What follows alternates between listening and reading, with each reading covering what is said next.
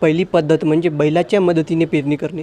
बैलाच्या मदतीने पेरणी करण्यासाठी एकरी लागणाऱ्या बियाण्याला 4 ते 5 किलो माती किंवा शेणखतामध्ये चांगल्या प्रकारे मिक्स करून घ्यायचं आहे, जेणेकरून एकरी बियाण्याचं प्रमाण व्यवस्थित पडेल. माती किंवा शेणखताचा वापर तेवढाच करा ज्यामध्ये योग्य बियाण्याचं प्रमाण पडेल. या ठिकाणी जास्त प्रमाणात माती वापरण्यात आलेली आहे, त्याला चांगल्या प्रकारे आपल्याला मिक्स करून घ्यायचं आहे. त्यानंतर दुसरी पद्धत म्हणजे पेरणी यंत्राच्या मदतीने पेरणी करणे. आता जे काही लहान आकाराचे बियाणे आहे त्याच्यासाठी या प्रकारचा पेरणी यंत्र येत असतो. तर जर तुमच्या भागामध्ये हा पेरणी यंत्र असेल तर याच्या मदतीने तुम्ही तीळ पिकाची पेरणी करू शकता.